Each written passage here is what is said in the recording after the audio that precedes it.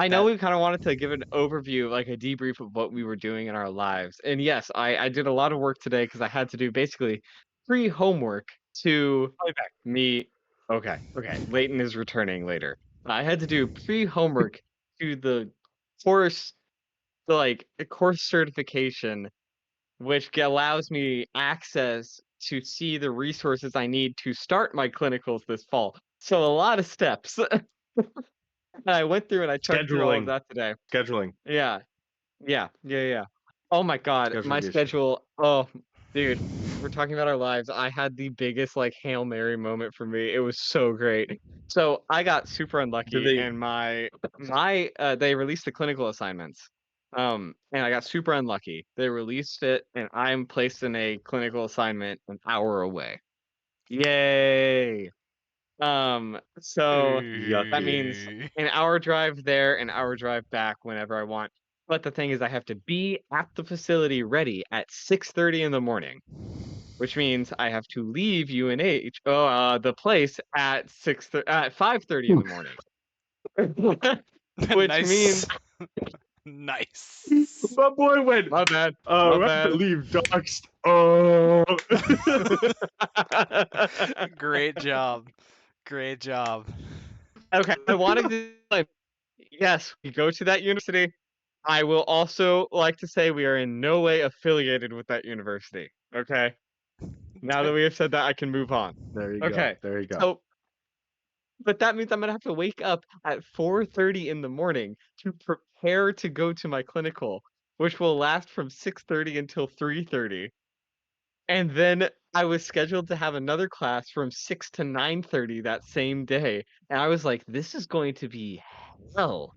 This will be Yeah. awful. And it turned out that via some miracle, my lab that I was gonna have that afternoon was moved. So right as soon as I get back at like 4:30, I could just hit the fucking hay and go to bed. So That's actually really good. oh yeah, Oh God, that's on Mondays too. We're gonna have to move. that's the on podcast. Mondays. Well, Oh, we've it's already bad. scheduled the podcast thing. You were there for that, I'm pretty sure. Yeah, we're said moving you to a were. different day. Yeah, I know we're Yeah. moving to a different day. I don't remember what day it was. He's just not caught up. It's because You know? you're a stinky little Um, goober. You also, stink like so- goob. Before we get into our topic, I wanted to go through our lives right now. My life is COVID. Oh my God, this motherfucker. Oh, so you do have it unmuted. I don't. No, I didn't. I just saw the spider come up on screen, and then your face come back. Evil. But so, COVID has allowed me to play some games, get through some games. I'm back on the Sekiro grind, sort of. Of course you are. I got the purification ending a little bit ago, and now I'm working on like the bad ending. But another thing that was kind of cool, I played through a game called The Wolf Among Us. It's an older I've game. heard like, that's a really good game. It's fantastic. Nick convinced me because it was on sale. Dude, Was I it? didn't realize that they released the Wolf expansion to Among Us. That's kind of crazy. That's kind of spooky. Because I also have heard So that you've I'm been writing playing a Among letter Us. to make David resign from the podcast. Currently, Yeah, this is drafting just up a proposed, formal complaint. But, Dude, what are you gonna do once my beautiful face is off the podcast? I don't understand. Like, where is we fail? That's where it goes. this is the money shot. This is a money shot right here. It's okay. I have a separate thing about games I'm currently playing that will get Ethan to kick me off the podcast. So, guys, I've made a milestone in my gamer career. You can get to your stupid freaking finally done it. I did a full faith win. I did a full faith win in Civ 6 for the first time ever. No science, no domination victories. Full faith victory. It was great. It was awesome. I loved it. I killed all of the other religions. You get to have your Paradise Lost Catholic fanfic moment, and we're gonna move. Yeah, we're moving on, big guy. Still one. All right. It's just huge in news. First time ever. in other news, the Steam summer sale's going on. My wallet hates me, but it's pretty cool. Aiden's lagging. Imagine doing the faith win, but with Judaism. And that is like the ultimate difficulty. Bro, I really can't tell if picked I'm hard. lagging or if You Aiden's could do it. lagging. You This is you bad. could do it. It's possible. It's probably me. Everyone's Also- lagging. Oh god. Also, Oh my David, God. you know, all the name and the symbol of the religion is just it's cosmetic. You can choose it. You can just it's just you choose a random symbol and you can input a random name, or you can choose from Oh. a list of like set ones. I know. I was just joking. I was just messing around. I really appreciate your It was You're just goofing. adherence to your faith, and I was like genuinely. Now that I have said that, I want to talk about getting over it. Oh my god. An amazing game. That's a funny phrase right after. I want to talk about getting over it. Wait a minute. Wait a minute. Huh. Wait a minute. Wait a minute. What do you mean by that? I'm Give me that. just over here Give me fucking that. streaming to nothing because I'm lagging like shit. Dude, that's actually Remember that. such a good response. That's such a good response to something. All right, so so David, talk about getting over it. I'll let Ethan finish a little bit right after this because I'll blast through what I've been doing. I'll end with getting over it, but I'll blast through the other things I've been doing. I finished The Wise Man Fear. It's the second book in the trilogy of the Kingslayer trilogy, which is set to be finished later this November, which is awesome because it's been 15 years since the second book, the one that I just finished, was written. As well, last night I went to a Bare Naked Ladies concert. It was filled with a lot of 40-year-old women. Next, I've been playing a lot of Magic as typical. Hey yo. Huh? What you My mean boy by that, just David? skipped over. He was just like, whoop. What you mean by that, Dude, David? I swear to you, in attendance was 90% women. 90% women. And then like the one Dungeons and Daddies man. But like Oh, yeah. What's like one of their most popular songs? 1 week. They've got 1 week. One It's week, been 1 week since one Oh yeah, okay. Thank you. Another one's the I Bazinga. had $1 million. Uh, Um I don't another actually I only know one, 1 week. Doug. oh, well, I'm sure you've heard the whole universe was in a hot dense not state. density. You know, nearly 14 million years ago. Oh yeah. Bazinga. Yeah, and then so I've been playing Getting Over It, and I've had to take breaks because I have very sensitive skin. Any heat, any water that comes in contact with it will make me break out and stuff. It is not a fun thing. So I've been playing a lot of Getting Over It in the heat, and it has caused rashes to break out on my wrist right here so bad. Because I Yeah. mean, I've been playing like. Also, are you playing guitar right now, Leighton? No, what you talking about? My boy is in stance. We know what stance looks like. He is like, yeah, I No. can see it. What you talking about? No, I'm not. What are you talking about? What you talking about? I'm listening. It's like an It's ADHD thing. calming. It's Yeah. calming. Yeah, it's calming. The I understand. There is this. That's why I don't like, have it on. broken. There's this broken old heating pad I got in Scotland a long time ago that I've just been messing with for the past like 7 podcasts we've done. Like, but Amazing. what I was gonna say about Getting Over It is, yeah, I have to take breaks because I mean, when I want to play it, and I really want to beat this game. I mean, I play for like 2 hours straight, and you know, it's consistent moving my hand in like a circular motion over and over and over. Mm. So it's causing rashes to break out on my wrist. But I am so frustrated at this one part. I can basically speed run the game up until this because I've tried it so many times. Orange Hell is awful. Orange Hell is so bad. It is a section of the map, which is like, isn't it like 3/4 of the way to the end? Is it like- It's more like a little bit more than halfway. Okay. But like I've heard that it's just it's I heard that it was bad. I didn't realize it was this frustrating because it's just these goddamn rocks. It's these goddamn rocks which just have the slippiest, slidiest surface, and if you make Oh one yeah. teensy little oopsie, it sends you right back to the beginning of the goddamn map. For context, guys, I've beaten this game 10 times. Yes, I know what he's talking about. It sucks. It's horrible. I hate Orange Hell is the worst out of me. I've gamed 10 times. Asked. That's funny. Ooh. Wow, oh my. You got You still can't beat it, David. Oh, actually, Bro. that was another thing. Leighton, do you think you're gonna go back and play Hades again? I will. Now that I know that I have to beat it, 10 times to get the ending? Yeah, so that's something I didn't realize. Yeah, it's something I didn't realize. If you beat Hades 10 times, like if you do a successful run 10 times, you get the actual ending for the game. Oh wait, and I didn't Colin realize that. said I think that? I'm at, like, I forgot he 5 was like a huge Hades nut. I'm at like 5 endings right now, so I'll go back and I think I'll go back and play it.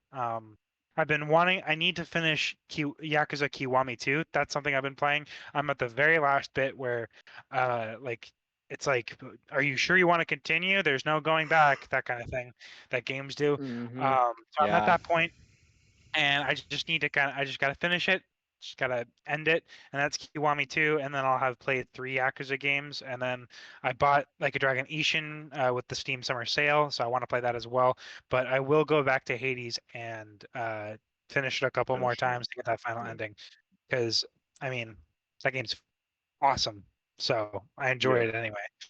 But yeah, I will go. Honestly, if A Wolf Among Us comes up on Steam, you guys should definitely grab it because it's such a neat concept that I didn't think of, and then Nick had me play it, and I 100%ed it because I was like, it's very So, cool. As long as we're talking about Steam right now, there's a particular game which is on sale for $10 right now. No. And I think it would be worth purchasing it if you indeed are on Steam.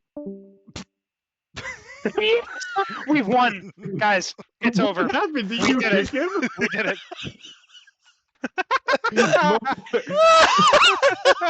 Aiden, did you kick him? I saw it on stream. The right click, kick, and then disconnect. He really did. Hold on, I gotta wash this back. Watch this back. Anyways, to skip over what I was gonna say. Anyways, Oh no! So bad. He looks so bad. I feel bad now. I just did you so dirty. Probably should. You probably should. My boy literally brought up the cursor, goes over, clicks on David, and kicks him. No. I also waited there for half a second thinking about my choices. Oh, so you consciously chose to do that one. That's fun. Oh my god. Right, so anyways, have you guys heard of the Only Up craze? Fortnite Only Up? I bought the game and decided not to do that to myself, so I refunded it immediately. Good. Why? But I might do it. I might actually do it later because I think it's the kind of they game got into some play. They got into some what's it called? Heat because they apparently stole a bunch of assets, so the creator had to redo the entire game or a majority of the game. As David now knows from Bennett Foddy, that game is what we would call a B game. That's funny. Going down the road feeling bad. David immediately after Aiden picks him. All right, David, would you like to share your piece before we get into the topic? Because we have yet to start the topic. I have one more thing to say after David goes. Okay. I'm so sorry, David. All I was going to say is he's not. It's a cool game. $10, not a bad price. That'll be David's birthday present. The original people who made the game are actually no longer receiving funding for the game. So, I mean, I wouldn't in no way ever endorse this. But there are ways to pirate it online, so that the people who have stolen the game from the creators via legal means, actually aren't receiving profit from the game. So Wait, That's good so to know. so has the people who are publishing the game, like they're wait, I'm confused. the people who publish and create the games are the same people, and they recently got under extreme scrutiny. Well, not scrutiny, I should say. They did some not great things either, but like, there were legal troubles or something surrounding it, and based with like a tiny clause in the law or something like that, the game was funded to like this entire different company, and Mm. not the people who made the game at all, and they completely annexed all the people who made the game. Um, and so they're receiving zero funding for any sales of the game, even though it was all their work. What Holy game is shit, this? that's fucked. What game is this? Aiden, what game is this? Aiden, Why did you Aiden, kick David? Aiden. Aiden, why'd you kick David if you didn't know what game it was? Disco Elysium. That's what I'm gonna get him. I'm gonna get him a copy of Disco Elysium for his birthday, David. That will be his gift. That's so fucked. Actually, I actually have been meaning to I play want to it. check really quick. When's birthday, Ethan? It's a day in the year, so got him. I feel like Mhm. it's in November. Right. You guys are such fucks. You guys are such fucks.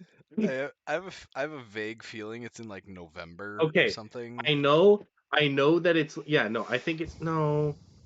It's in the school year because it happened during the school year. You guys are the worst. Maybe? Okay, so What'd moving you on. say? One other piece of news accomplishment for me. Don't worry, it has nothing to do with Civ 6 Oh, or Faith victories. Okay. I 100%ed Katana Zero finally. It finally got all the achievements for it. All the achievements are easy except for the gold speedrun. That was a pain in the ass, and that took me a while, but that's what I was really putting all my time and effort into. But I finally 100%ed Katana Zero, so I'm pretty proud of that. Next is to go full platinum with that, and I don't want to do that, so I'll be saving that for a later date called Never. Actually, I Full just platinum finished run means- Bioshock 2. That's another Nick thing. did as well. Right. It is $3 on Steam right now, so I just bought Bioshock 2. I bought Nick the has been entire- nonstop talking about it, so I bought Well, the that's Valve Bioshock regular. collection. bought I the did Valve too. collection. I bought it It's simply. $125 normally. $5 right now, guys. Go Yeah, get it. it was $5.19 for me. It's so worth it. Bro. All those Gary's mod. Yeah, no, missing all the Gary's characters, mod right asset there. packs. Right there, guys. Literally. So I also want to say that I played BioShock for a little bit. I played BioShock Remastered. I didn't get the craze. I don't get it. I didn't either. I stopped after a little bit. I feel like I'm gonna get back into it. I've been kind of craving something like that. I'm gonna play. I've been tempted I to like buy Soma better. Fallout 4 as well. But I have New Vegas, so I'm gonna play through New Vegas first before. It feels trying like 4. to me it felt like a mix between the Metro games and Amnesia. And it mixed in a way that I wasn't really pleased with, if I'm honest. Like it didn't feel great to me. I don't know Nick why. is like, you could talk to that kid about that game right now, and he would like not shut up about it. He was like, I made a comment last night. He was going on the Xbox store, and he's like going through like the descriptions and stuff, and he finds out something. And he's like, oh my god, BioShock 2 was made 6 years later, and I go, bro is a detective for nobody right now. He is sleuthing for clues nobody needs. And he like screamed, shut the fuck up at me, and I was like, this guy, Dude, He was also like, you remember? oh god. Sorry. He was also like reading like the reviews and stuff, and he's like 2-star review. The whole game's a political statement, and he's like, no shit, it's BioShock, and I'm like, damn, Nick, my little boy Nick's all grown up.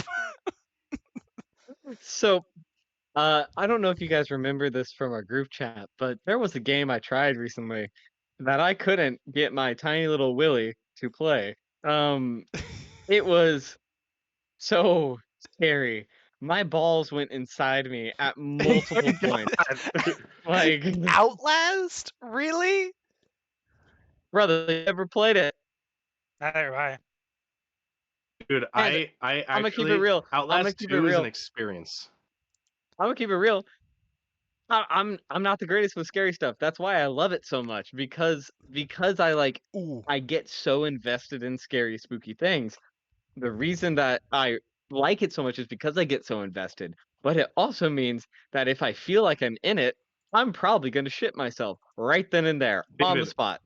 a thing I did for Outlast 2 that actually really helped me is I put Jacksepticeye's playthrough up on my phone or in my headphones, and then I had it on the side, and I was able to like play with him, so it felt like I was playing with somebody, and so I was able to experience it as well as like not actually scare the shit out of myself. So it was nice. Bro, I'm gonna keep it fully real. I did something similar, not with Outlast, but specifically with Getting Over It. I put Mark's playthrough of Getting Over It in the background, so his screams of desperateness and terror would make me feel more at ease and at home. Oh my That video god. is so popular. It is like one of the most revered like Markiplier videos Yeah, ever. it's because he chucks his fucking chair. He picks it up and throws it because he's so angry. Also, doesn't he stop the episode one time because he's at Yes. Orange Hell? it's because it was the chair. Because he threw. I think that was the episode. He threw the chair because he fell off of Orange Hell and he was like, "I'm done. I'm sorry, guys, can't do this." Fucking also, guys, actual nerdy news that I just remembered. Phasmophobia is coming to Xbox and PS5 with crossplay. Yeah, Hey, I saw that. I have Oz on PC. Ethan, you should buy it so we can play. I'm gonna buy it on sale. Good man. You don't have it on Steam right now? No, I'd buy it. That's a surprise for me. I want it. Right. I Also, want it really bad, but It's A little awesome. fun fact, I want you guys to try something that's coming in the mail right now. I bought a Treasured Realm bundle from Many Worlds Tavern, and it's coming in the mail right now. It's one of their brews that comes with a dice set, a magic item, like a limited edition sticker, and then the coffee. So I'll make a batch and give it to you guys. A cool thing about that offer that I saw was that when you purchase stuff from Many Worlds Tavern, like online, I believe like $1 or something is donated to a charity of your choice. So if you go on there and you go decide to purchase something, you can actually scroll down a little and choose which of like 4, I believe, charities they have listed. You can choose which one you want to donate to. It's very so cool. It's pretty cool. A little shout out to Many Worlds. All right, yeah, so- we're not so I think we sponsored should- or anything. We just like them. Yeah, we should probably intro into our fucking podcast. Yeah, and I'll put this down. 'Cause we're yeah, actually it's introing for once. It's only 40 right. minutes in. No. So, okay. Hey, beautiful people. Welcome back to the ForLight podcast, a weekly show of gaming news, and all things entertainment related. I'm your host, Ethan, alongside my co-hosts. I'm David. I'm Leighton. And I'm Aiden. Holy shit! That was beautiful! That was beautiful! I am so proud of all 3 of you. I am so proud. I literally, I'm reading. I was reading and I was like, I get to, entertainment related, and I go, oh shit. I didn't tell them. Order. All right. Anyways, a little bit of housekeeping. As always, you can find us anywhere you stream podcasts, such as Apple Podcasts, Spotify, Amazon Music, really anywhere. And you can find us visually on YouTube about 1 week after when we are streaming on Twitch. So we now stream on Fridays and Sundays at 9:30, and so around probably Monday to Tuesday of the following week is when it gets uploaded. All dependent on Aiden's schedule, what he's doing, if he can get it out, etc. And that's really it. Today we are going to be kind of continuing and finishing up our alcour uprising topic that we had last time. We kind of over-talked because it's a big discussion, something that I'm really into, and I'm very happy that you guys are all into as well. For the record, we thought it was going to be first. Our original estimate was like half an episode, and then our final estimate before the episode was 1 episode. It became 2. Yeah. Yeah, because Um, we didn't even get a chance to talk about the friggin' like homebrew experience. It was all alcour. Yeah, and Right. we need to finish up alcour. I believe we stopped at like the big bad, like what whole like we were just about to get into the introduction of James's character and the whole statue situation mhm. and all of like the ending bits for alcour. And I have a couple like kind of subtopics that I want to talk about, and we're not going to get into like too many of the specifics of like anything else that happened. These are kind of just the big ones, so we can actually get into that kind of homebrew topic. Oh yeah. Another thing today that I want to kind of focus on is making sure that after we talk about it, just kind of giving some advice, because that's something that we did do in the last one, but it was a little become. And so might as well start it right at where we left off. We alluded to this kind of event that happened in the campaign in which the guys actually, to me, I was like, okay, you guys can go to the next location. And I'd completely forgotten that I had introduced James in a small village that was about halfway through these 2 locations. And I was just like, okay, we're going to ride right through and just complete the entire sub point of bringing back this kind of main character thing that I built up. And I said like, okay, so you guys get to this next town, and I think Leighton or Joey or someone goes, wait, what about the village? What do you mean? I think it was And Joey. on the fly, It was Joey. yeah, I on the fly was like, oh god, what do I? And like, I am so glad that I went back, because this kind of made for one of the best, if not the best, moment in the campaign. I think it was probably like. So basically, a little bit of context. This village that I had created served as. Oh, maybe I can grab it. Hold on. Oh god. He's gonna go through the archives and go get Yeah. the D&D village got that he him. made. I got him. Okay, I'm back. So this village had served because I had created this rock monster and really wanted to use him, but I didn't know how to add him to the campaign in an actual way. So I just decided, you know what? I'll make a village and I'll put him there. Also, So by the way, Ethan, how did bro we kill it? made a talus. Bro made a talus. Oh in yeah, the game. full He on just like said, Legend of Zelda, that thing. That was so funny. bro, he Uh, legitimately, It's yeah, like, he took it yeah, out of so nowhere. there's a crystal growing out of its back, and all of us who have played Breath of the Wild are just like, huh, okay, blast it. You need to have played Breath of the Wild to understand that. Oh my god, Aiden. Gamers got Homie, your internet dog. I know. I'm sorry. It's so bad. But so I made this area. We introduced James before the final fight. He then came to this final fight, fought with us, and then we came back. And they kind of were like, no, we want to go back. We want to bring this. We want to bring news of the whole purpose of going up to fight this bad guy was to find this kid that had gone missing from one of the townspeople, like one of the ladies in the town. It was just suspicious of her son leaving. So they wanted to bring news that he had actually ended up dying in this fight, and they wanted to go do that. And what ended up happening is they all got there, and I kind of set the scene by making it sort of nightish, like the sun's going down. And as they walk into the town, there's a statue being built. And specifically, though, the reason why a statue is being built is because about a day ago or 2 days ago, a stone talus was just killed in this town by these like legendary heroes that these people now revere. But for the record, you forgot to say exactly how we killed said stone talus. oh yeah, they okay. You know what, Leighton Martinez? All right, you like messing up my fights, all right? I just want credit for the idea for what happened there. They ended up pushing him off a cliff, which caused him basically just a massive amount of damage, and he died, which was a very cool thing because I actually really didn't think of it. And then they started like slowly pushing him towards the edge, and I was like, no shot. No fucking shot. This is stupid. And Gotta love the Eldritch Blast. Gotta love the Eldritch Blast. But so they get into this town. The statue is being built, and I kind of describe it as, strangely, though there are 6 adventurers in this party, only 2 people are on the statue.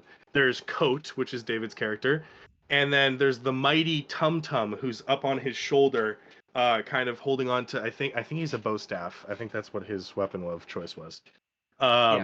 And obviously, immediately this puts into turmoil the rest of the party, because none of the other the statues are being basically finished. They're not being worked, like being built up from, like, there's no more shoes or anything like that.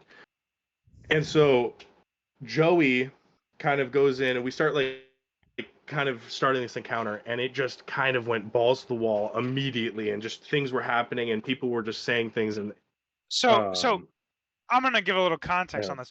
Yeah. Both Joey and I immediately, I think Justin and David went to the tavern to go do something with drinking, and David can give his perspective on that piece. But while this was going on, but Joey and I went up to the townspeople working on the statue, and we were like, "Hey, what about the rest of them?" And they're like, I'm sorry, we don't recognize you. We only know about these 2 heroes. And, you know, as a warlock, I have to have high charisma to begin with. So I, rizzed them up and was like, yeah, but I was there. You guys remember me, don't you? And they're like, oh, you know what? Yeah, I think I remember you. Joey tried to do it and failed miserably. So they're like, yeah, no, we still don't know you. And then the cherry on top was that I pretended to not know him either. So Joey started getting pissed. Not actually, but like, his character got pissed and started like threatening the townspeople with like his dagger, like putting it up to their throat, and it spewed into this whole like outside brawl event where the townspeople and the guards were trying to fight off Joey, who's god artificer. And the worst fucking part too is that he rolled like 3 nat 20s on random things he wanted to do when I gave him like disadvantage, and he was like, or civilians too. It was so civilians. Bad. It was such a funny fight too, because it's like back and forth of, oh my god, and then one step further, and then one step further.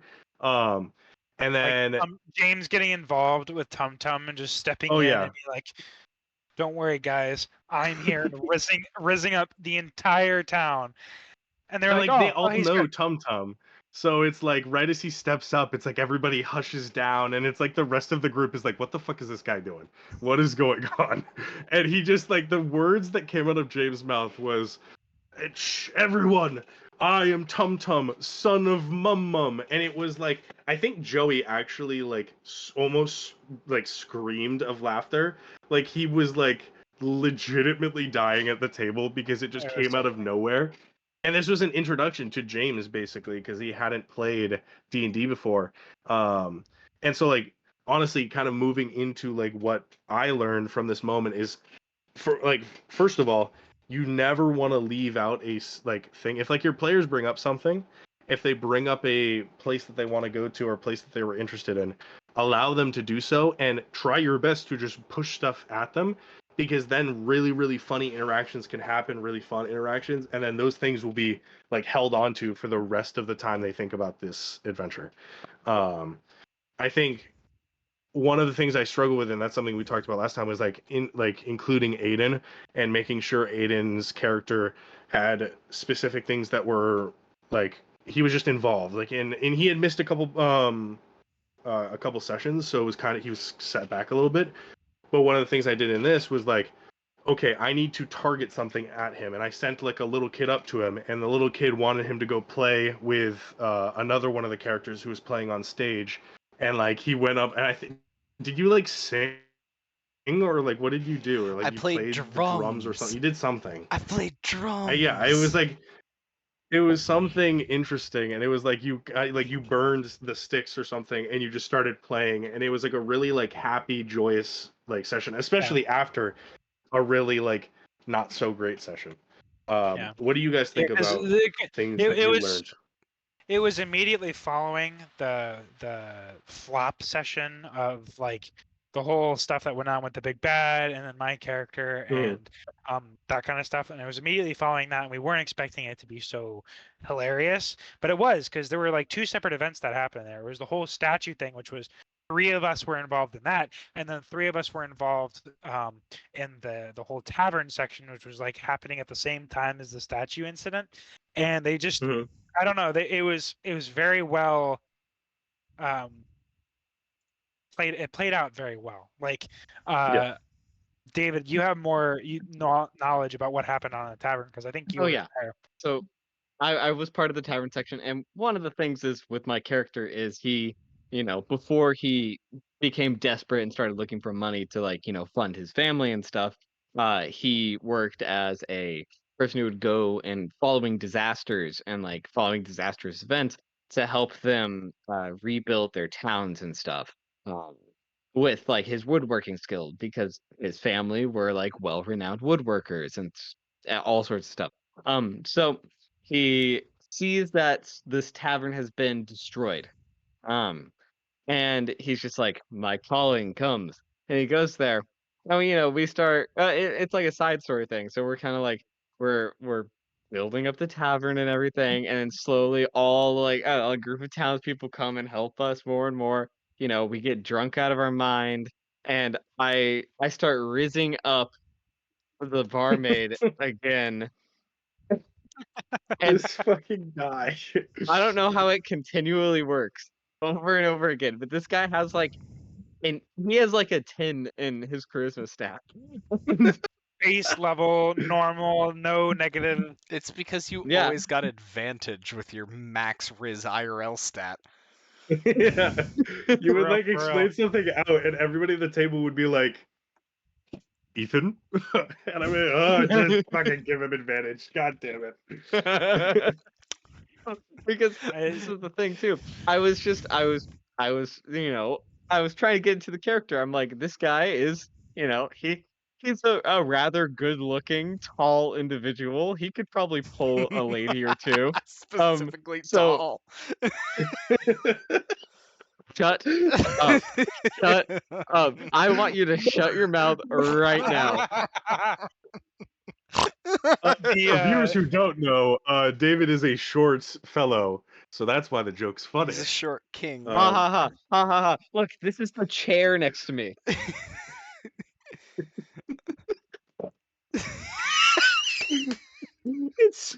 It's so funny that I'm 6'6", or like very, very close to 6'6", and you are 5'4". It's one of the funniest things about our friendship. The two of them standing next to each other is hilarious. Bro, okay, so I didn't end up doing this because I couldn't figure out a way really to make it work, but I wanted to make a Magic the Gathering card, like a partner commander or like a duo commander, you and me. But I was gonna have it be like awesome. Yeah, but I was gonna have it be like, how there's like Gisa and Geralt for whatever Magic cards, but like it would be you and me next to each other. I just thought of an idea. That'd be funny. My boy's searching. I know that. What did you guys? Sorry. What did you guys like learn from this event? And I know Leighton's sort of already gone. We'll come back to you. But Aiden / David, like, was there anything you learned as players from this like tavern area, or like just the going to the village in general? I mean, I thought it was a really good. I don't know if I necessarily learned much, but like I had a great time. I learned that when the DM gives privileges to the characters to, interact with NPCs, that's when the campaign becomes the strongest. Yeah, when there's less like, dialogue options and more just free flowing like role play with each other, that's when it really opens up, because it allows the players to really get into their character and like play it how they want to play it, and then the world responds to that. Yeah, that's actually a really good point though, because like, sorry, me and Leighton keep talking over each other. It's so bad. No, it's like the slight lag before one of us starts. Yeah, but like I think what I really tried to do is at least give you guys opportunities, and then also make it like so that, and we'll talk about it. There's 2 more moments that I want to talk, and then we'll kind of like finish up the Alcour Uprising topic, because I know Yeah. But there was another thing of just like where you guys would lead me somewhere, or like, and Justin did it in the next couple encounters where he looked at me and he said something out loud to the table and then looked back at me, and we like made recognition of like what he wanted me to do, and I was like, you vile creature, you evil son of a bitch. And he just like, it was just like this thing of like, it really works when you can communicate with your players that way, especially when it's so like, it's just, you can go anywhere, you can do anything, but it also is there's that connection. So yeah, are you guys cool if I move? No, well, I'm Yeah, going you to go say ahead. really quickly something I've learned about like interacting with the dungeon master as a player, especially in like trying to play your character. I found that you can't like try to force an outcome. You see what I mean? Like Mm-hmm. everything about it has to come like in the moment naturally. Like Justin's thought of like, I need to use detect magic. Oh, I have one of Joey's priceless family heirlooms that's worth 1 gold. I mean, that's worth at least a diamond. Yoink! And like that kind of thing. It has to be like in the Yeah. moment. Oh, I could do this. Not a. It's not something that you give input. Like you can't ask the DM Oh, to force something for you or to move a certain way. It's all about like in the moment because you're playing a character. Your character doesn't know what the hell happens next. Your character can certainly try to do things, but like that's about as far as they go. Right? They right. don't have a foresight that you do. That reminded me of like another thing that I really liked about this campaign is we would talk afterwards, and you guys would give me tips of like, hey, I liked this, hey, I like this, we should work, like, this didn't really work well for me this session, blah blah blah. Leighton did that a lot because I would go to him because we were still working on his character, so I was trying to figure out if he felt good about whatever session we were playing. And one of them was the very first or second session. I think we were in the Swift Hand in the Undercity of Alcour, and you made like, I think you guys were in this other tavern in the Undercity of Alcour, and the barkeep comes up and starts talking, and you as a nobleman, I think made a comment that a nobleman wouldn't say, and so as the DM, I was like, I'm gonna try to switch this on him, and I made like a comment of, the barkeep is like, well, why would you say that as someone of your status or something like that? And it like, he like, Leighton, you told me afterwards, it was like immediately flip of the switch, and his character kind of shifted back to where he needed to be. Yeah, no. And it's things like that, like light things you can do where other players aren't going to see it, but the player that it's focused on is going to be able to tell. Yeah, that whole thing, like, that wasn't the character I had written, who I was trying to play. Because again, I had said this last time, I had a really hard time with this guy trying to figure out like how to play him, and that wasn't the character I'd written. And Ethan knew that, and he very expertly, like within the scene, tried to correct something that I had done that wasn't like within how he and I had talked about my character. And that's the whole thing of like, you can't force something; it has to be kind of natural. And that made perfect sense to me. And I had talked to him about it after, and I was like, "Yeah, that was awesome. Thank you. Like that was really good." Yeah. So that just kind of flowed really well. Yeah. So kind of moving into the next portions, I kind of want to like, basically there's a portion after this, they go back to the safe haven of that kind of teleports them in between this area. It's not really that important. They have a stealth mission where they just have to get through Joey's like, what's that word? Keep, Mansion. I guess. It's like, it was his house, I guess. Yeah, it was But they just had to get through there. They got his stone defender or metal defender or whatever the frig is called. And that was a really cool encounter. But beside the fact of just like they were going around, they were sneaking, it wasn't really too important. They ended up getting caught at the end, and that was a kind of important part where I was like, the reason why the big bad fight, and we talked about this earlier, flopped is because you guys didn't run away. And in this circumstance, all three, like the entire table was like, we're gonna run away. And I looked at you guys and went, guys, there's like 40 people, guys. It wasn't even like a runaway thing. We were about to surprise like you were here to a group fight, of yeah. like fully armed, fully trained guards, and I was about to shatter next to them, and then like Oh god. Joey was prepared to send his like metallic eagle at them.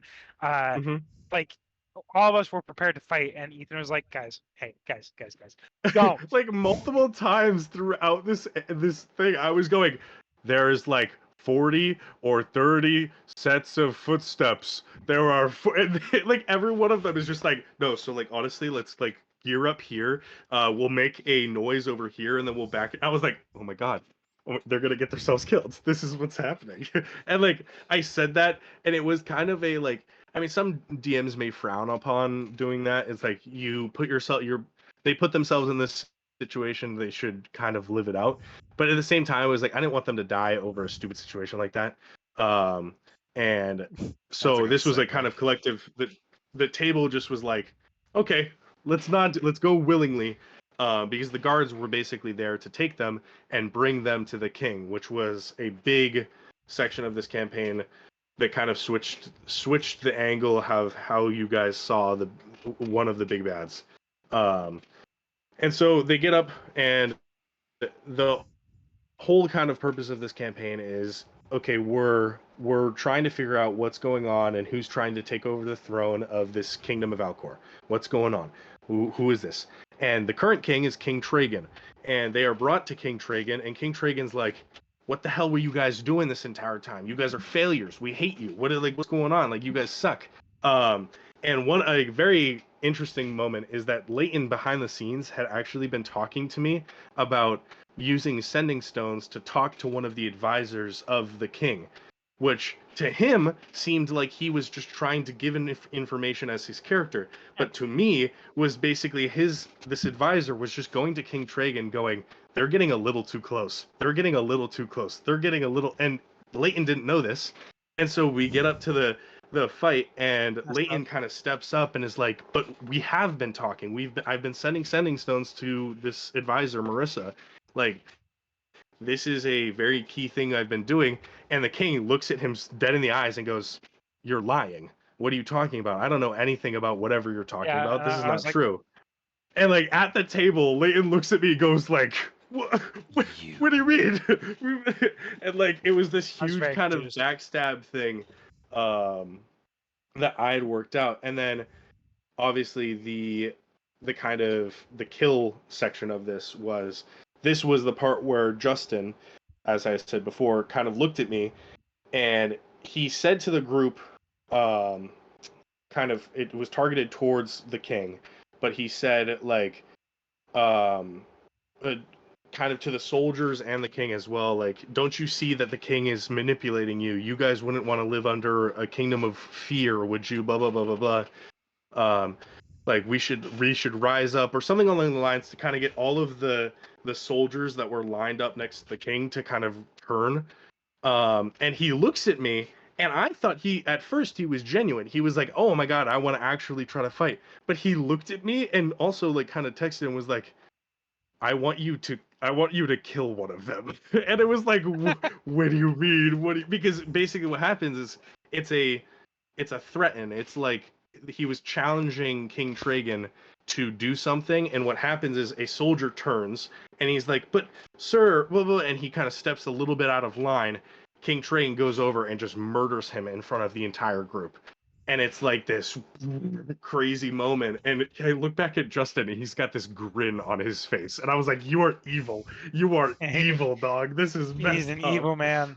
He's an evil man. But that was like, again, it just basics on the connection thing. It was just a really great kind of, I could see it and it happened, and we moved on past that. Is there anything you guys want to mention you on top of that? David, after that, you nearly killed him, and then James nearly got himself killed. Wait, wasn't that? Wait, when was that? That was the next part. Wasn't that when that was like when everything started, like the cities fell? Oh, right. That was the final bit before the end. Well, honestly, we can jump to that because it's like there's not much. It's more just I wanted to use this as a kind of learning of like just talking to viewers as well as talking to you guys about how this went. Yeah. It's been an interesting thing.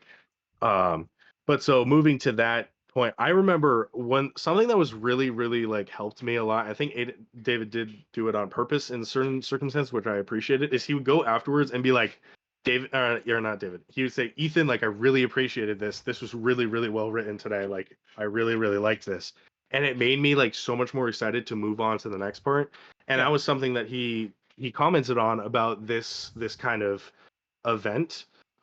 Basically the top of alcour from this moment that they fight with the king, which is going to sound kind of crazy, the top of alcour falls down into the undercity because of this giant explosion that happens. Basically the world just shakes and it falls, and all of the guys are underground, kind of safe away from it. And when they come out, they've realized that the king, with a bunch of mages, is protecting a bunch of civilians, but the magic is soon to wear off. And so these guys must save these people in time, get them all out before these rocks get dropped on a bunch of civilians. And so it was this mad dash to get to certain things. And this was really cool, as you guys all planned out. I was like, okay, we're going here, we're going here. The fastest people who were Justin's character, who was like a feline, had feline agility, so he can move like 120 feet a second. And then Joey, who had his grappling hooks, they wanted to go to the farthest rock, and then like the slowest characters, which would be David and I think it was Aiden, right? Yeah. Yeah, I only had like went 30. to the kind of the closest rock, and then James' character and Leighton's character went to the farthest, which they're like medium characters. They're not fastest, but they're not the slowest. We didn't go to the first. We went to like the mid-range rock. Yeah. And it was just kind of a like, oh, what's gonna happen? And tensions are high, blah blah blah. Skill checks went pretty well, and this was apart from the like, I don't really necessarily learn too much. More just the fact that like it doesn't have to be combat. Like you can make something really, really eventful out of just a like something that's happening out of skill checks, instead of like this huge big fight that's going back and forth and like, oh my god, who's gonna win? You can still make something grand and whatever out of just kind of planning, I would say. Yeah, and to roll off that, Ethan had so we went to go try to save these people, and to explain like what he means by that, Ethan had the king order his mages to drop the rocks on top of us, or whatever. He was doing that for appearances, and so he had the mages drop rocks on top of us, and it was like, oh shit, all of a sudden, because David got caught under one, and he like failed the next skill check. Bad. It was bad. Oh yeah, that was like bad. at the table, like David's like, I'm going to cut off my leg, or like I'm gonna drag my leg out, or something. What did you end up doing? I can't remember what you did.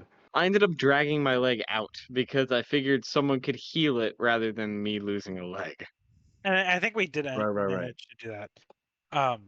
But then it was because then we're at the table like contemplating if he would end up passing out because of the amount of pain he was in and stuff, and it was just this my guy's a G. My happened. guy's a G. You're also my guy's an absolute G. You can just rage. It was another oh shit moment for us when Ethan decided to do that, and we were like, "What do you mean? What do you mean he drops the rock?" But we finished up pretty like close after that. Yeah, another thing is like if you're playing with multiple people, which you should be, like kind of other players, not just like as a player talking to other players, leading other players in a direction that you can see the DM wants that player to go is generally a good move, because if a player just doesn't see like what's going to happen or like what's going on and like doesn't realize something but everybody else does, they can kind of like say, hey, don't do that. I know that kind of breaks the whole like you're your character, you're not going to know to say this, you're not there in the moment. That does kind of break it, but at the same time, like, I mean, fudging it a little bit, James almost ran at the king. Like full sprint at him, and the king would have just chopped him in half in one moment. And we were like, James, maybe don't do that. Maybe don't get killed, because it was his first time playing, and we didn't want him to lose the character right there, because we wanted him to keep playing with us and not like feel discouraged about it. Because character death. He'd been is rolling something bad hard. like the last 2 sessions too. I It was was- like, dude, we are not putting this against like fate right now, bro. You need to get out of there. It was awful. I was like, but that's something I thought about was that affirmation that doing that is a good thing. Like as a I player, actually- talking to other players.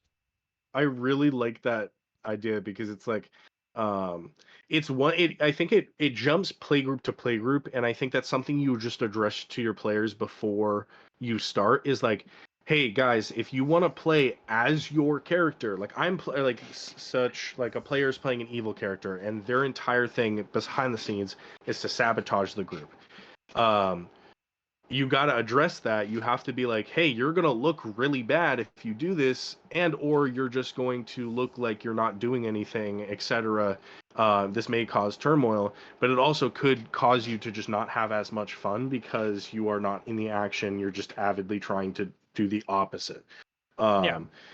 And I think that's something that just as you play, like, I think if it varies, but as our group is like there are certain things that are like it's metagaming, like your character doesn't know that this is exactly how this monster works and that this area is weak or whatever, or like this type of damage is weak. Like you don't know that right off the bat.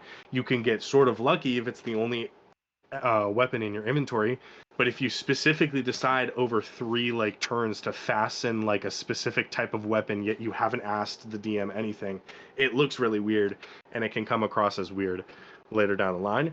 But then there are other things of just like, hey, you're a new player, you don't know what's going on, and the other kind of more experienced players are like, hey, let's kind of guide you a little bit this way, like this might end up getting you killed or something. Let's not run at the big bad. Right, Let's and not it's do that.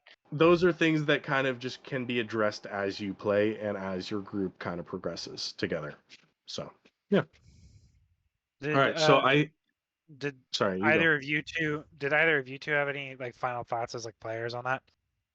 I really think I mean I just wanted to say I think it's really an interesting concept that I liked is that the health of an enemy doesn't really matter as long as the players are having fun in the campaign. Mhm. So, and I think I really liked the puzzle aspect because it didn't feel as much of like a continuous fight, which is awesome, by the way, and I love that aspect. But like the puzzle aspect of like these people are going to die if we don't save them.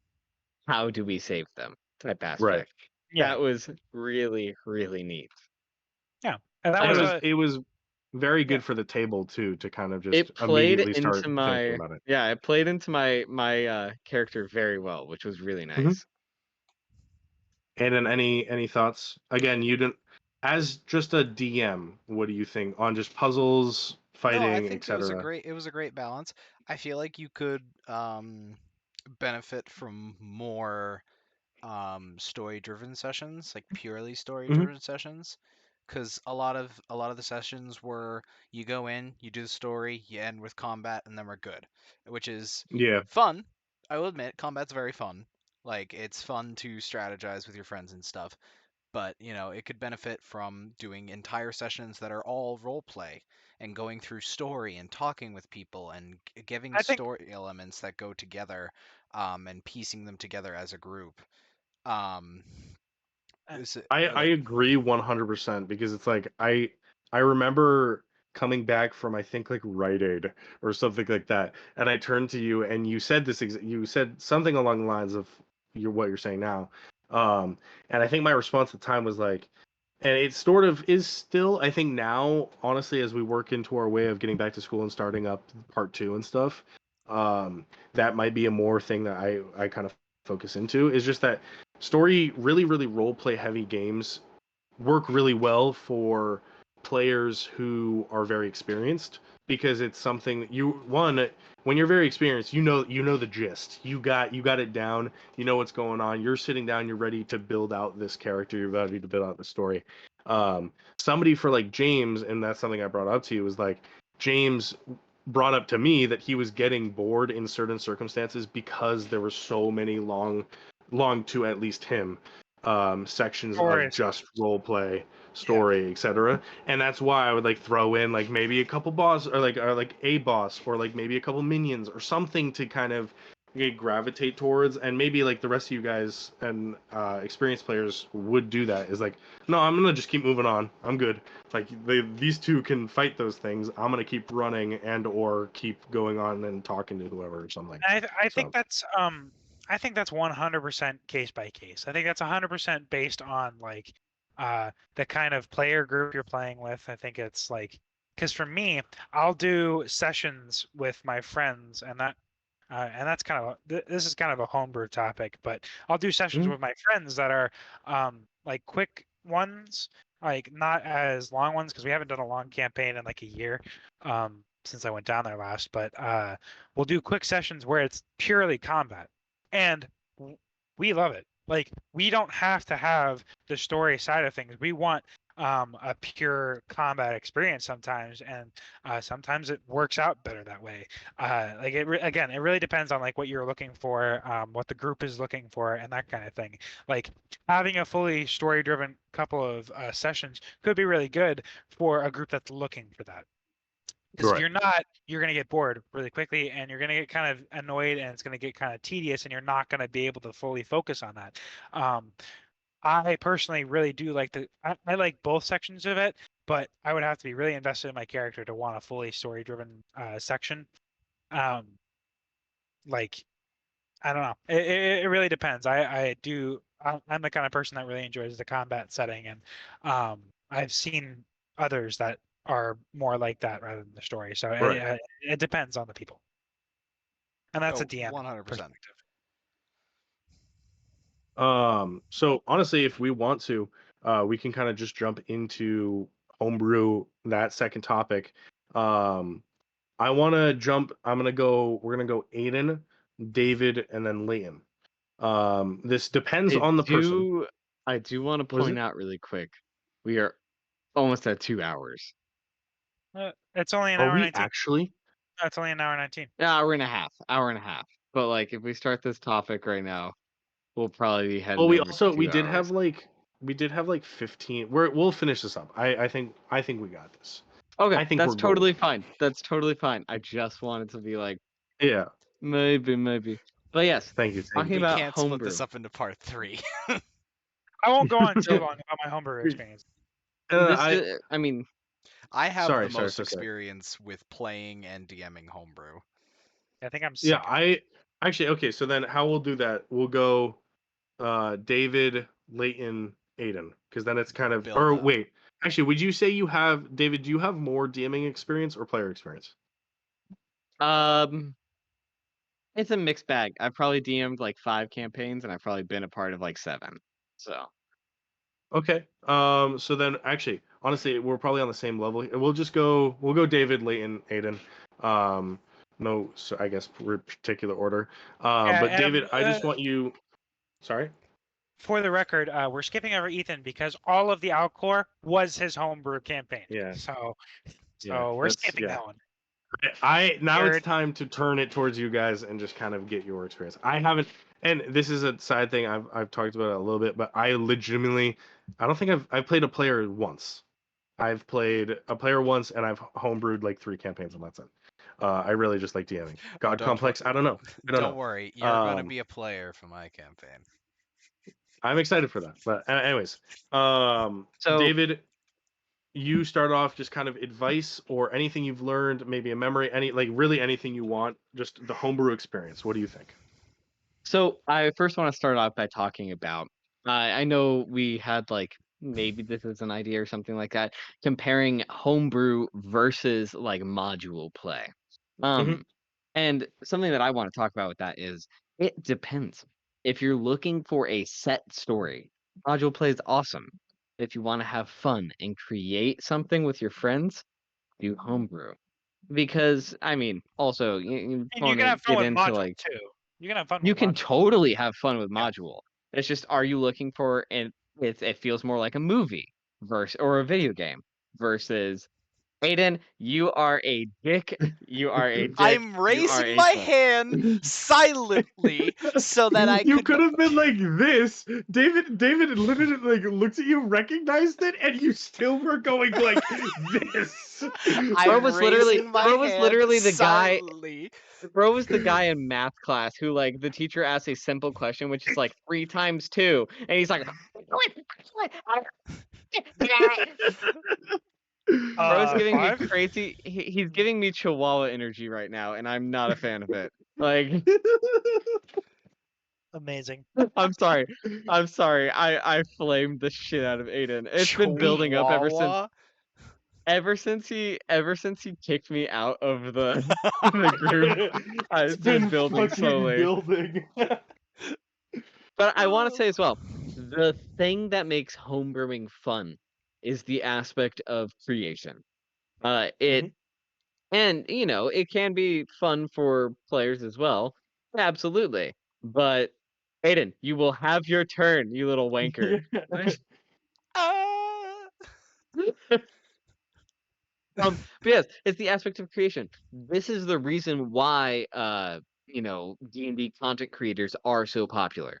It's because they have fun and interesting interactive ideas with a player or DM. That's what really grabs the attention of audiences. Like finding something that's really interesting, like creating a monster that you have to fight, but every time you look away from it, you forget that it exists, or something like that. Like very, very interesting ideas and very interesting concepts. Or, for example, you can take different forms of media, say Doctor Who or something like that, and add in, say, you find the idea of a weeping angel really cool. When you look at the thing, it doesn't move, but as soon as you look away from it, it moves extremely fast. It's Peanut. So Also, I kind of want to Yes. butt in just really quick, and then Aiden will get his turn. I thought you said Dr. Seuss at first. Like my brain registered Dr. Seuss, And then you and I said was like, Weeping "Why Angels. is he bringing up Dr. Seuss?" And then he said Weeping Angels. I was like, "Oh, wait, never mind." Speaking of which, you do you. they're creating Doctor Who Magic the Gathering decks. Pretty neat. Decks? Or cards? Yeah, Commander decks. Commander decks. Like similar to Lord of the Rings, or Yeah, think about like 40K type stuff. Oh. If it's anything They're- like the fucking Tyranids deck, I'm gonna kill myself. They're already going for like $80 on Amazon, even though they Damn. release in Holy like shit. November. Wow. Well, yeah, it's Doctor Who. I would expect no less. I would expect Okay. no less from the nerd community. Aiden, my most eager student. I'm glad that we have calmed our bodies and our minds, and I am allowing you to speak now. Literally, I'm going to throw you. I literally wanted to just say one thing, is that I just like when you were talking about modules and homebrew, for like my experience, having the structure of a module is amazing because it gives, especially new DMs and people who are not as experienced with the games, it gives them a nice path to be like, okay, here's my path. We're gonna follow this, and it's gonna be fun. I have played 90% fully homebrew campaigns. So, I haven't really touched. The only module I have touched is Icewind Dale with Ethan. Actually, 2. Icewind Dale with Ethan and Curse of Strahd with my original group. And Curse of Strahd was heavily homebrewed. The way that I often Strahd was actually a sexy vampire woman who tried rizzing everything. not a woman, but you're not wrong. Heavily homebrewed.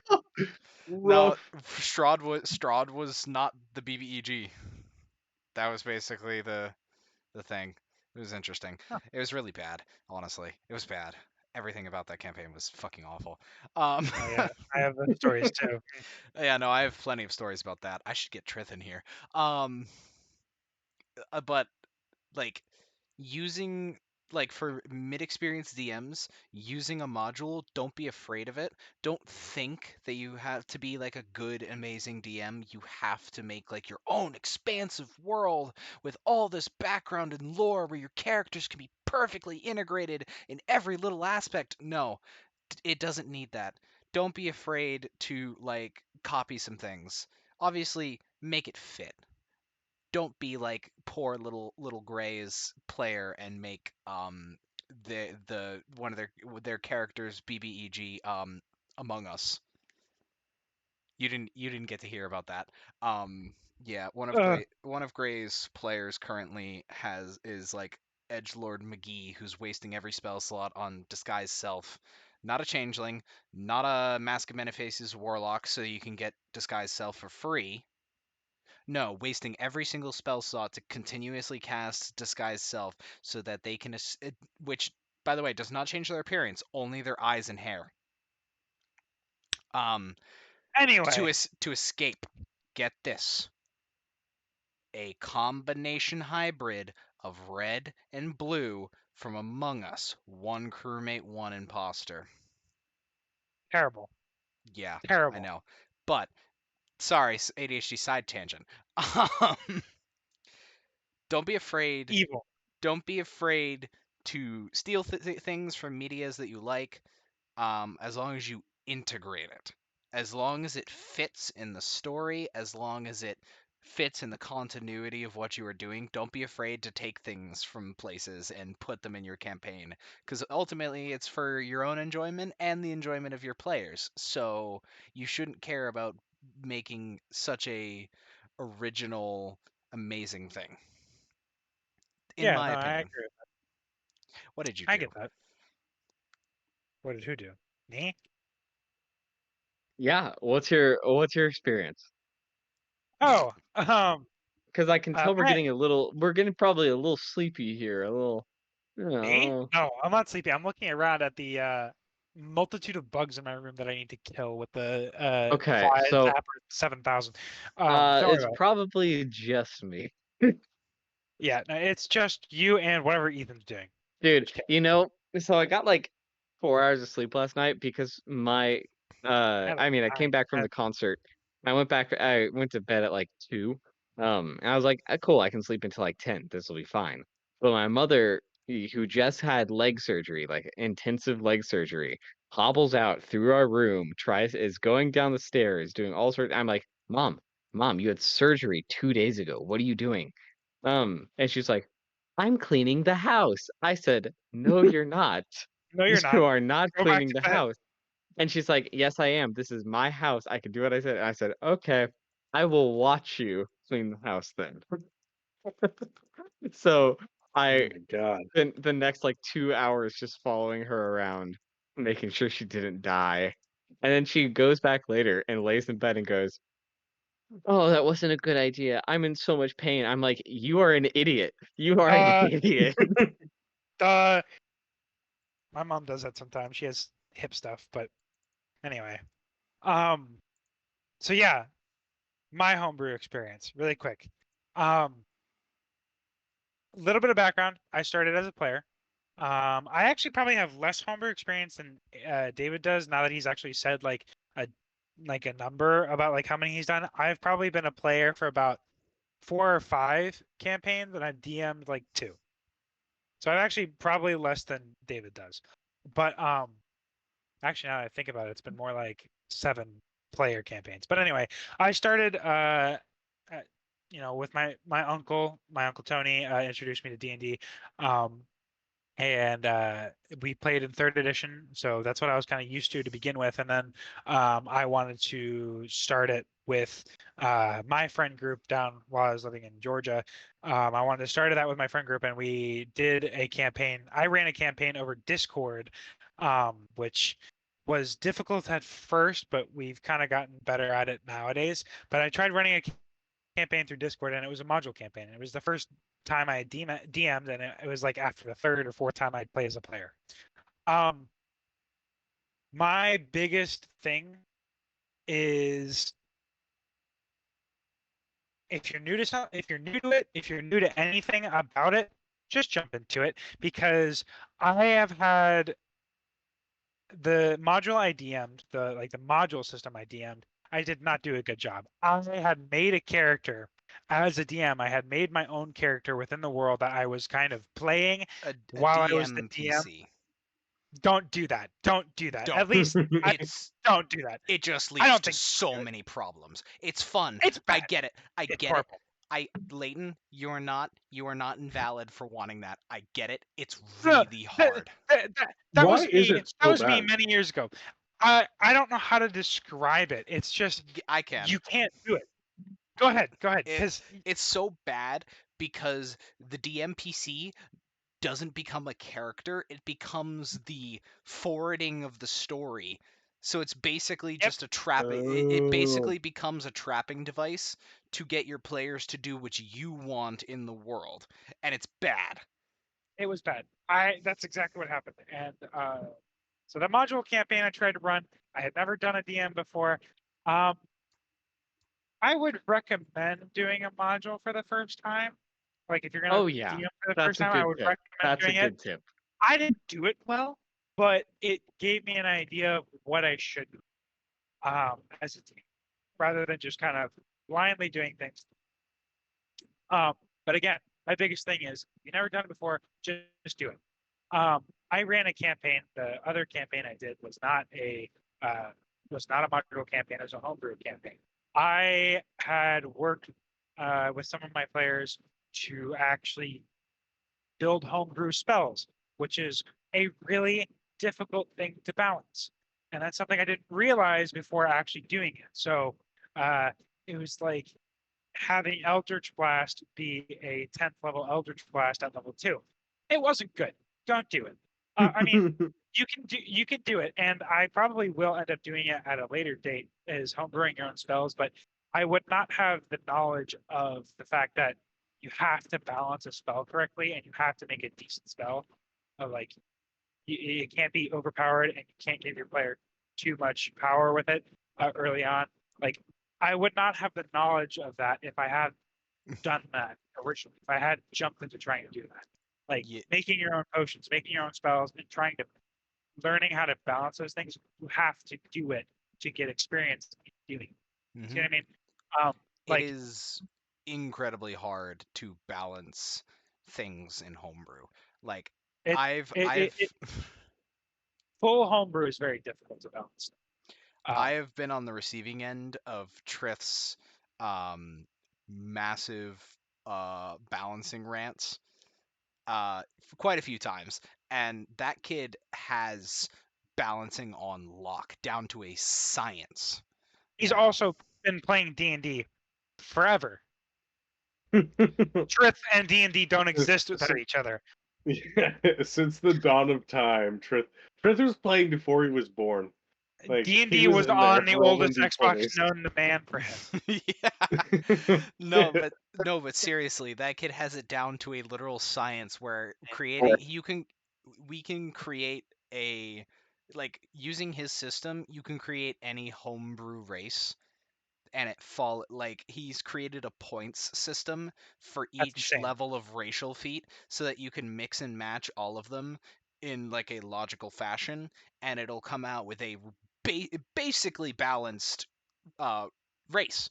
Like some things will stack a little weird and make some weird combos, and you can avoid that by not doing it. Like you can obviously power game it, but making a logical sound race like beetling. One of the races that there was a concept that went around our D&D Discord server a long time ago of a Hollow Knight campaign that Trith wanted to conceptualize and run potentially, and he started by making I think 7 or 8 races out of it for all of the like things in Hollow Knight, and one of them was a beetling, and I really liked it because it gave you a climbing speed, a +1 bonus to AC, I believe, and something like the Goliath thing where you count as one size larger when carrying, pushing, or whatever. And how he did it was he quantified each of the racial feats into a level of points, and you have I Yeah. think it was 15 points that you can allocate it, and each one has a different number of points, so you can mix and match in order to create a mostly balanced race. To be honest, anything's more balanced than Yuan-Ti Pureblood. So as someone who's gone to try to homebrew a spell, that's batshit fucking insane. Because trying to balance a spell is hard enough, and that's just one spell. Ignoring all of the racial traits and feats and abilities and language bonus, that's ridiculous. That's insane. It's so good. But again, my thing, if he hadn't started doing that, he wouldn't have gotten so good at it. Like, just do it. Just do it. I've run campaigns, and D&D is a very malleable thing as well. I've run things where I and my friends have run things as a joke because we're just trying to goof around and have fun. All four of us were on our phones and not listening to the person talking. And it was really interesting how all of us just focused on your phones. That's crazy. I'm texting Trip. I'm listening. I'm listening. I'm listening as well. I am texting Trith I'm here. actively to get more clarity on the racial system. You want to know what I'm doing? I'm messing with this again. It is my fidget. I am tired as well. I'll finish up. I'll finish up real quick. I just want to say that D&D is a very malleable thing, especially for like my group that I play it with. Aside from you guys, we've done goofy ass shit with stuff. My friend Tristan is a huge military nerd guy. He goes to school and stuff for it, so he's run campaigns where it's a lot of gun related stuff and a lot of like shooting and trying to translate that into that. We've done things where I've run campaigns just like one shots where there's an Easter egg of a little Doom guy that they can pick up, and it's an action figure, and it starts a COD Zombies Easter egg like within the campaign. That's as funny. A joke. That's funny. And like I'll whip up the Call of Duty Black Ops, like the intro song. Like it's fun. You can do whatever you want with it. Jumping into it, that's what you have to do. And you need a base like rules and stuff. You need like the basic rules of D&D. I know. Shut up, Ethan. You need the basic rules of D&D, and you need to be able to balance stuff. But if you don't do it once, you'll never get into it. So, I just want to add a few things really quick. If you do not know how to run a campaign, and all sorts of stuff like that, watch someone else do it first. Play in a campaign in which someone else is doing it first. Watch someone else do it. Watch Matt Mercer, dude. Like, if you have the ideas of wanting to become a DM, then you need to understand how D&D is played first. Another way to introduce, new characters or new people who might not be as familiar or interested in D&D, try something like Pathfinder. Like, try a spin-off game that's similar to D&D, but can get them interested because it's a little easier. Pathfinder, Call of Cthulhu, there's 1,000,001 TTRPGs for everyone's little special interests. Cyberpunk. It was originally a TTRPG. That's going to be running Fallout in Call of Cthulhu, Fallout. You've got basically everything. Call of Cthulhu is all roleplay because you're not going to fight the eldritch beings. It's basically murder mystery. Vampire the Masquerade. Other things I can't remember. There is a ton of TTRPGs out there. There are tons. Oh my god, what was the video game we saw at PAX? That was like D&D but VR. Oh god. Demio. Oh, Demio. Yeah, I was about to go rooting through my PAX loot to find that. Because seriously, awesome. Things like that can get you introduced into the world and the ideas of D&D, which is ultimately, kind of what we're doing. Yeah. But any final words you think? Yes, don't be afraid to make something, if that makes sense. my biggest advice is that to make the character that you are going to love to death And every single time. And you're you never might not like you might you might think you like it and then it doesn't hit the way you want it to, and that's okay. It's all part of the process. I wouldn't say necessarily make the character that you're going to.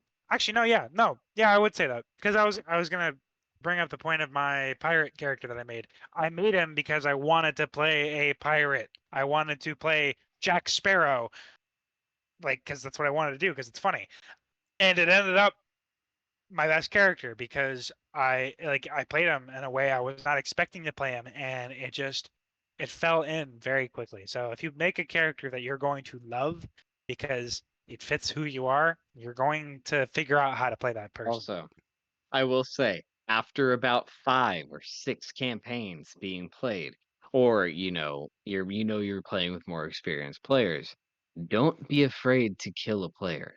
Mm-hmm. Like, Oh, I I'm yeah. have serious. so Definitely a big much. one. I see as a DM. All of us have a little bit of DM experience. I've DM'd a full long form campaign with my experienced group. And and I also got halfway through the second one before it devolved into a shit show that I need to fix and rerun because I that is like my baby. But the entire me and Trith came to me with a character idea, and which was Vesper, a kid with a heart defect who needed life support, and we put him out of his hospital with his life support, and the only life support he had was from his robotic assistant. He was a Steel Defender Artificer. They get a little construct that'll normally fight for them, but for this one, it was about giving him life support and making sure that he That's stayed sick, alive, actually. I and like that making idea. sure that he stayed alive throughout the entire campaign. And throughout the campaign, they were going. It was based on One Shot, the game, and Nerd. yeah, Just shut kidding. up. I actually might run it for you and break all of your souls, except for David because he already knows what happens. But Me on Google right now. What happens at the end of one shot? no. But basically, we played through the entire campaign very subtly hinting that there's something a little amiss with Vesper and something's not quite right, even though that he's like sassy and snappy. There's something a little wrong there that they don't really know what. And so through the entire campaign, it was just hinted at. And then once they got very close to the end, it was like thrown out into the open, like, oh shit, I'm running out of life support. And they're like, you need life support? Why? And it came out that he had a heart condition, and they because throughout the entire campaign, I'm very big on character interaction, especially with a player and player. So I basically forced their hand into a situation where they made a character that they are very emotionally attached to and very emotionally attached to the rest of the party. So they were like one like little group that were super emotionally invested in each other. And then I said that, oh yeah, one of them has the very real chance of just kicking the bucket at any given moment now. Lol. And it basically kicked them into overdrive to like, we gotta go, we gotta get this done now. And as it was nearing the end of the campaign, it was designed that way to get them moving. And at the final climactic moment, I had we had planned all of this. Me and Trith had planned all of this behind the scenes throughout the Trent is entire also an campaign. evil bastard. Trith is amazing. We planned it so that Vesper, at the final climactic moment when all of the tension is high and everyone's stressing about what they're going to do next, Vesper has a heart attack and is actively dying on the floor as they have to make an incredibly important decision. You're evil. And Yeah. You know, I made 3 or 4 of my player. Actually, 1, 2, 3, 4. I have 5. Andre Taylor, Glenn, Tris, 5 players. Brother is flexing while being a chronicler I of had- his own tales. I He's had like, 5 players. 3 of them were in tears. No, two of them were in tears. Trith was tearing up. I won't say sobbing. 2 of them were sobbing. And Guy. like it was a glorious moment. But circling back to my actual point in this, don't shy away from character, Jeff. Just don't make it meaningless. Make also, it. side note, all of those people he just named are chronically online. I'm kidding. Kidding. I think my They brain love just the melted. podcast that dearly. we went can't through. say that. Okay, we love went them through a dearly. 10 They love the minute- podcast dearly. I think my brain just melted, and I love the story. I think it's great, but that was 10 minutes to get to that conclusion. That was I think 10 my brain minutes? is. I love that story. I will say it's a great, like, whenever he talks about that, I was very impressed, especially as a DM. And of how like he Trith always did said. most, like Trith gave me the ideas, and like the story elements in order to craft it, but I will take the credit for being the one to play it up. Like he made the story, but I kind of sold it in a way. Like with this group, in any other circumstance, they would have been like, "Oh no, this is such a like good moment, and I'm really sad." And then, but just the combination of Trith's story and me playing it up in the way that I did, it was like a match made in heaven. It was perfect, and I don't He's think got I'll that ever top that Discord moment. mod, Riz. Shut up. I'm just messing with you, Aiden. I love you, and I love the But story that you're weaving. I want you guys to play that campaign really bad. We should have. Like David can't really enjoy it the same way you guys would because he's played the game. So What happens at the end of what? I'm kidding. but I'm going to do it, and I'm going to wreck you guys. I'm going to find a way, and I'm going to wreck you guys. All right, so Oh. I think we have gotten to the end of our show today. I think we're gonna skip nerdy news, though I don't think we had. I any. think we're all a little sleepy right now. It is Yeah, 11:30. just a We tad. need to get off. But yeah, I mean, it's Aiden's funeral. He talked. He's the one who got it so rough. Anyways, But anyway, so I'm thank you just guys not so gonna much edit. for joining us today. And at the beginning of the show, you heard, as always, you can find us anywhere you stream podcasts. But that's really it. We hope to see you next Friday, Saturday. Yeah. Bye bye. Bro, I must be an Bye, Egyptian pyramid right now. Nope, I stopped the Shut stream. up, bro. I stopped the stream. You're